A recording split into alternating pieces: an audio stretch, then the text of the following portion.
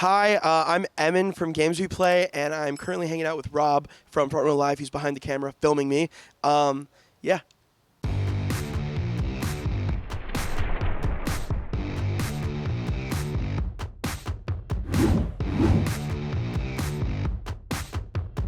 What's up, guys? Rob here, Front Row Live Entertainment. I'm hanging out with Emmyn here, and I'm super excited, dude. Like, this tour has been incredible for you so far. What has it been like, and how has this tour kind of like helped you become a better performer? Yeah. This tour is weird because this is a lot of shows that I've played supporting bands, Mhm. and then have never like headlined, and then I show up like Denver. There was like 300, 400 kids there, and it was Yeah, like that was probably the biggest show I've played. Um, and I don't know, this tour is really cool, and also I'm hitting some new places, yeah, uh, like the Pacific Northwest, and it's really cool. I'm learning because I'm playing to some really full rooms, some brand new rooms of yeah. people that don't know me too well, and like it's cool. I'm excited and I'm learning, and I'm also like very, very thankful. Yeah, And the fact that you came from these like stadium kind of shows, yeah, bigger shows, yeah, I'm curious what those shows taught you. Because you had Youngblood, then you had Fall Out Boy. Like, yeah, it's two different kind of experiences that yeah. those performers kind of give their audience. Super. So how do they help you kind of become a better kind of performer, or better artist in Yeah, itself? I'll say specifically like with those two people, like Youngblood and Fall Out Boy, have both taught me things, but like completely like different ways. Like Yeah, Youngblood is like so energetic and so like gets the crowd going crazy, and it's like I've learned a lot from him. And honestly, before I've even toured with him, I used to watch so many Youngblood videos, just like how can I copy this guy? yeah, And then also with Fall Out Boy, like before I met Pete, like I wasn't like the biggest Fall Out Boy fan. Now I'm like the hugest, and I just watching like Patrick Stump up there, mhm. and it's kind of like he's like a modern day like Freddie Mercury, and like they're like I don't know, there's not a lot of gimmick. It's just Yeah, amazing songs and raw like talent, and like part of what that has taught me is just like okay, like just sing really well and mm, show your songs, and like people think that's cool, as yeah. opposed to like as opposed to like making jokes a lot, which I usually do, and I still do, but like he's taught me that like there is something to be said in just like doing a good job, you Right, know? Yeah. right. And talk to me a little bit about your evolution, because like becoming Emon, like just that kid, 14-year-old kid Yeah. that's starting to learn how to write, wants to pursue music, Yeah. to now being Emon of like Games We Play, and Yeah. like having this whole debut album, these experiences going on. Like, Yeah. how has that evolution been like for you? Like, has it been, obviously there's been some trials and tribulations through it, but Yeah. like, do you feel like that evolution kind of naturally progressed every time you kept trying to do something more? Um so, you know, like you said, I started when I was 14, and honestly nothing really happened until I was like 22. And mind you, I was doing it very inconsistently, but Yeah. like still trying. And when it was 22, it was like, oh, like something changed. I don't Mm, know what changed. I just like kind of put more into like writing songs and yeah. stuff. But yeah, since then, since I had I Hope You're Happy come out and that whole thing happened, like with my shows, like the places I come back to, like they just keep getting bigger, and Mm, like Columbus is going to be like 500 kids, probably like one of my biggest headline shows yet. And same thing with New York City, and like I don't know, it's really cool cuz it's just happening, and I've wanted that to happen for so long. yeah. And even in the smaller shows, I played Seattle the other day. That was my first time ever playing there, and there was like 100 people there, and like I like cried because I was like, wow, like young Emin played so many shows with a quarter the size of this many Yeah. people, and I thought it was the coolest thing ever. And now I'm in Seattle, and so many people are here singing the words, and like it really like meant a lot to me. Yeah. You're Yeah, not the opener. You're the yeah, headliner this time around, and you brought other bands with you as well. So that super, also must feel amazing to be able to say that. yes, and like yeah, one of my friends here is backstage, Sage from Point North, and he did the same thing to me 2 years ago. Mm, They took me out on a couple of shows, like kind of same size rooms I'm doing right yeah. now, and like I'm really thankful for them doing that, and I'm also thankful to be able to provide that for like my openers like Zoe and Yeah. house parties, and like yeah, it's cool. It's cool. That's really cool. Yeah, Let's talk about your songwriting, because the way that you write is incredible. thank you. You take me into your life. Um, Yes. and there's no way around it. Like, whatever it is that you write about, I feel like I'm there experiencing it with you. And I feel like these moments, you're writing them as they're happening at the same time. Super. How has that, or what is that process now, especially for this debut album? Yeah. So that record, Life's Going Great, is interesting because I was on all these tours, right? Mm. And I would kind of experience a lot of life stuff on the tours. Yeah. And the second I get off the tour, I would start writing the record. And then I'd write those songs, go and experience more on tour, come back, write more and more songs. Like you said, like I did put it all out on this record. Yeah. So like, yeah, I like wanted it out, but also now sometimes I'm like, wow, all these people know exactly what I've been through. Which is funny, but yeah, I don't know. I'm not the best at lyrics, transparently. Like Mm. I'm really involved in the music and I'm really involved in the melodies and stuff like that. So what I'll do is I'll kind of have a computer just like a bunch of humming and stuff like that, Mm. and then I'll be like, okay, guys, to my friends, I want my song to sound like this, and I want to talk about this subject, and they'll kind of like get me started on a lyrical basis, and then once they kind of say something, then I can go. Mm. But like, yeah, it definitely is like me and my friends. It's not just me. Yeah. Yeah. Yeah. It's cool that you give that support Oh, as well super. to them, and they bring it back to you as well. Yeah. Going back to kind of starting this music at an early age of 14, Yeah. your voice changes a lot during that time Yeah. to now. So what was it like kind of figuring out what your true sound was, and how did you learn to adapt to it every time the voice and Yeah. your vocal ranges kept kind of changing? Honestly, I'm still kind of figuring it out. Mhm. I remember when I put out that song Deadbeat. Yeah. That was like the first song. That was before I Hope You're Happy. That was before a label. That was before anything. And like that was the first song like I ever paid for out of my like personal money. And I was like, I gotta go, the good producer, all this stuff. And I did it. And this guy was like, hey, try to sing like this. And there was no way. I've never sang like that before. Like it was really high. Yeah. I was screaming and I was like, oh wait, I like how I sound here. Yeah.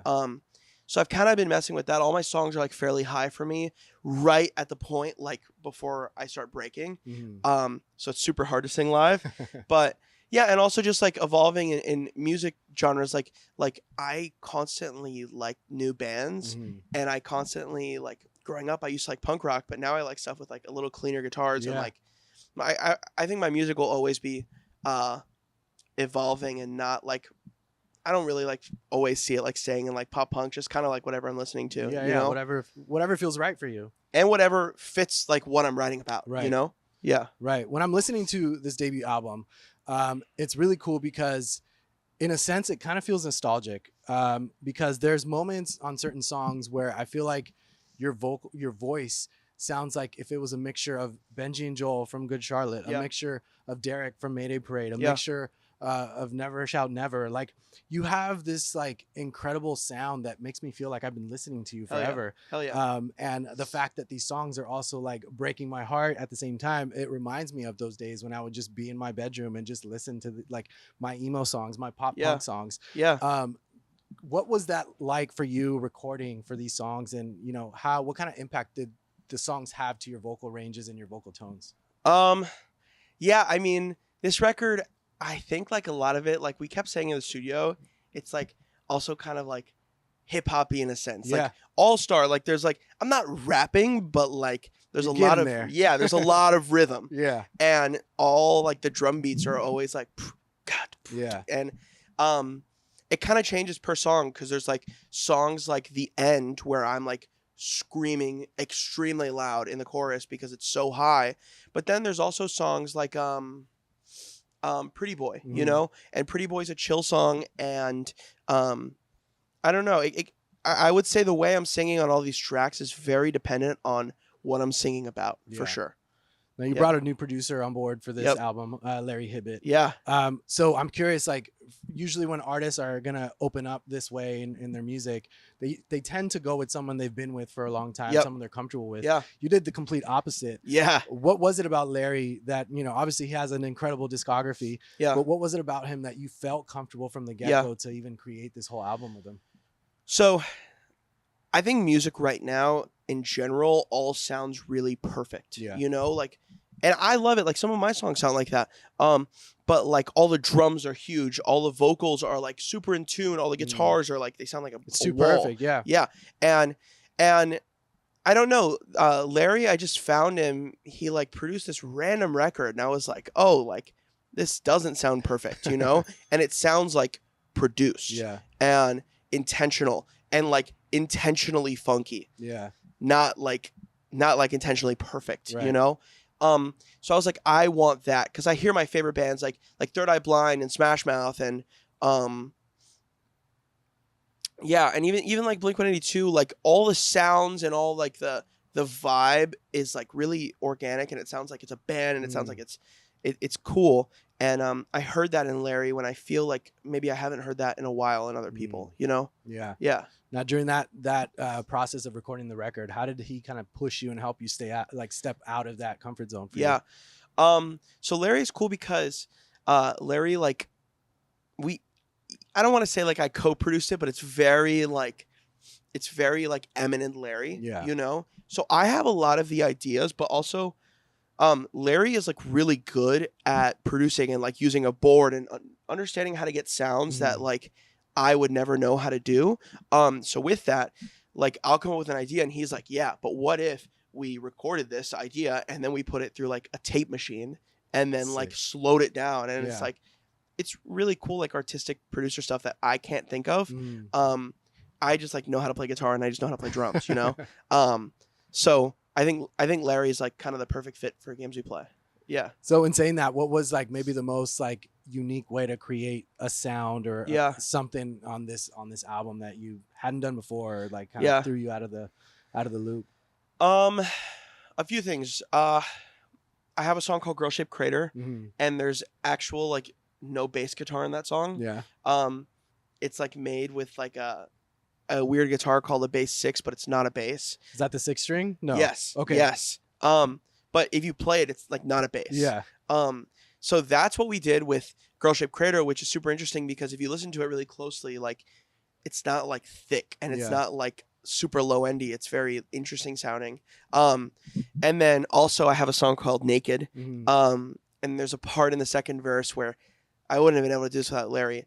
Like, it's right when I say like my brain is failing. And basically it just becomes like this huge like bass everywhere and like something that doesn't even fit in with the song at all, and it only fits for like 2 seconds and then it goes right back to the song, and it's just like, oh, this guy like knows exactly what he's doing, and like I like to do crazy stuff and so does Larry, you know? Yeah. Was this one of these moments where like he would like gives you the idea and you were like, Yeah. I don't know if that's gonna work, or did you just let him do it every single time?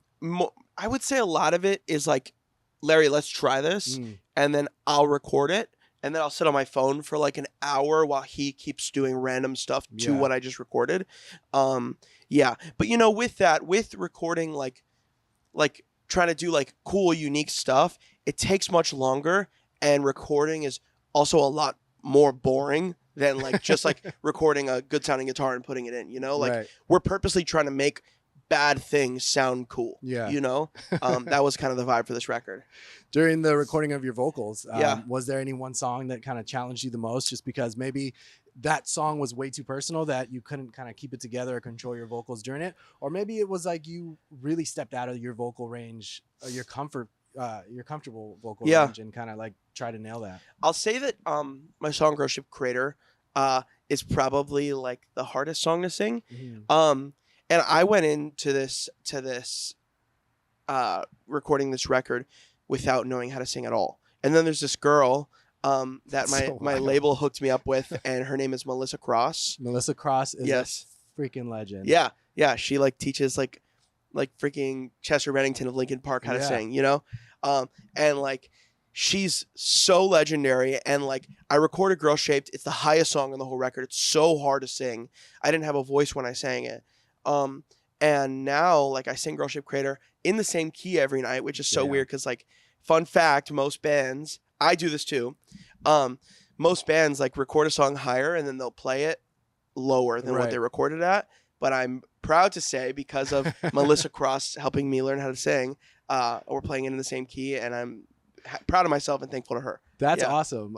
Melissa has done a lot of great things with a lot of incredible artists. Yeah.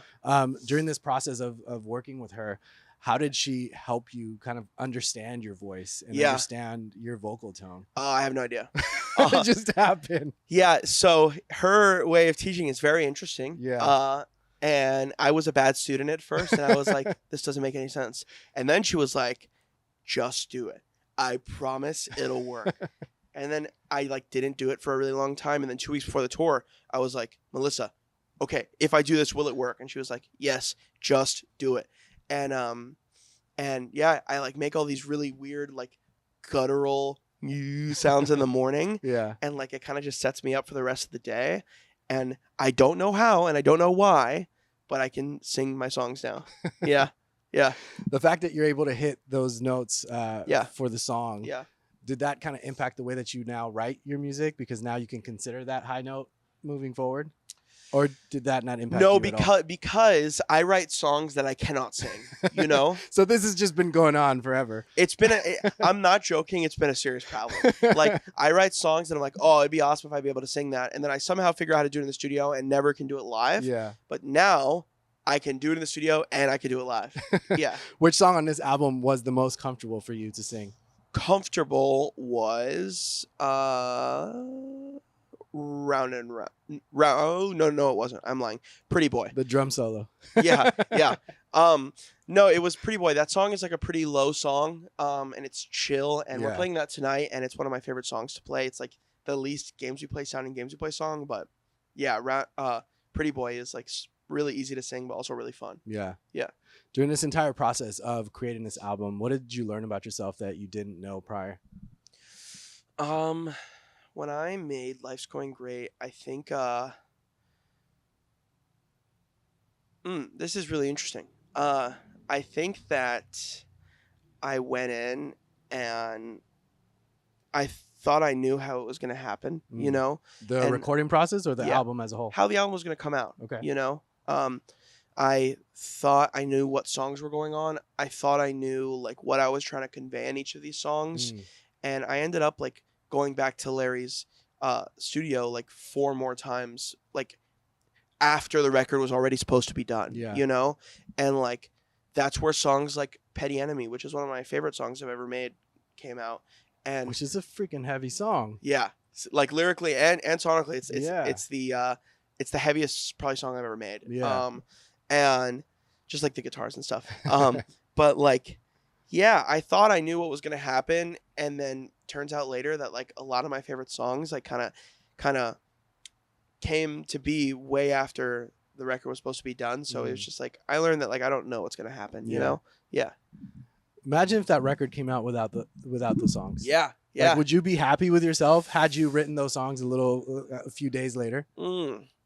It's weird because it's the 3 songs or the 4 songs that got made after the record was done was Pretty Boy, Mhm. one of my favorites, Petty Enemy, maybe my favorite, Yeah. Typical Me, which is a fan favorite. Typical Me, I love. Yeah, thank you. Yeah. And then also the title track, Life's Going Great. Like Yeah. I wasn't expecting to make a title track. It wasn't originally supposed to be on the record. So yeah, I needed to make those for sure. Mhm. I don't know if I like would have known anything was missing, but once I did make them, I was like, oh, this needed to be on the record. Yeah. This completes the story that I'm trying to tell. You know? Yeah. Yeah. You'd have to re-release the whole album. Yeah. I mean, well, you know, there's actually a couple songs that I made for this record that I didn't get to put on, just because of timing and the tour and all this stuff. And I'm gonna be releasing one soon. And like, there's a couple more little bits to the story that I have to say that are not out yet. That will be out. That'll be like kind of looped into like a Life's Going Great Part 2 or Deluxe or something. You know? Okay. Yeah. Yeah. Now, once you release these songs, do you feel like you're done with this era of giving us Yes. that information, or do you feel like there's Yes. still more to tell? Oh no. Now, Emmon currently is like a much different person than the Emmon writing those songs. Either I got to go through some really rough stuff again, Yeah. which Hopefully not. I would be down to do for a record number 2, but I don't know. I also have like other stuff to sing about, you know, like songs that like I like, and I work on this every day, but like I want to be like happy, you know, Yeah. like I don't know if you're familiar with the band Beartooth. Yes, I love Beartooth. Yeah, they just put out this record about like, And it's a completely different vibe, but it's like Yes. he is so happy. and I love hearing that. I feel And- it's more genuine than ever before. Yep, and it makes me like want to be like a better person, and I like want to sing about that too because Yeah. that's the journey I'm on as well right now. Yeah. You know? Well, let's start running with him, and then maybe that'll help. Yeah, yeah. with the new album. Yeah, yeah. So the fact that you started at such an early age, 14, and you said Mhm. things didn't start moving until 22. Yeah. That's a kind of long So long. wait for this to be happening, and Yeah. a lot of times artists don't even make it. Super. They're Yeah. not able to kind of hold off for that long. What kept your fire still fueling like during this whole time? Honestly, the reason I like kept doing Games We Play, now I do it. Now I do it because I love it. But like the reason I kept showing up was because my wife was the one who told me, she was like, Emmon, there's something here, I promise you. Yeah. And like even when I was like in the lowest of the low, like she was like, your band is gonna be huge one day, and I hope one day it is. And like I believed her, and I kept pushing, and like now I like signed to the label that I never thought would happen as a kid, you know? And yeah, so a lot, the reason like I've showed up is because of her, for sure, pushing me, you know? Wow. Yeah. That's incredible. Yeah. It's incredible when you have a support system like that, whether Yeah. it's her or your friends or Yeah. family sometimes. Like, Yeah. that's really cool. Yeah. Well, congratulations with the debut album. Thank you. Congratulations with this tour. Yeah. To close us out during this whole experience of the record, where do you feel that you felt the most uncomfortable, whether it was writing, recording, or even just getting a song out? I'll say that the weirdest thing about putting out Life's Going Great was right before it came out. And it wasn't until the day it came out where I felt a little more calm. But right before it came out, I was just so nervous that I was going to, like, I don't know, let some people down or something. Yeah. I don't know, in the performance or something like that. And then the day it came out, I listened to the whole record and I was like, wait, this is a really good record that I'm really proud of. And this goes like for all artists and everything. Yeah. I'm a really big believer that if the song is good, like really good, it'll find its way, you know? And nowadays, like everybody like is kind of looking for a song to go viral on the internet before it even comes out, you know? Unfortunately. Yes, but I hope you're happy it went viral 7 months after it came out. So when my record came out, the day it came out, I was like, all that anxiety that I was having prior went away because I got confidence. I'm like, wait, this is a great record. This has great songs in it, and I know it's going to change something. Yeah. So I don't need to be worried, but that month before was pretty horrible. Yeah. Well, I'm glad this album's out. I'm glad you're touring it. Yeah. I'm glad you me feel too. the way that you do about it. Yeah. Thank you so much for hanging out with me. You guys be sure to check out Games We Play. Life's Going Great is out now, and thanks for watching here on Front Row Live. Bye.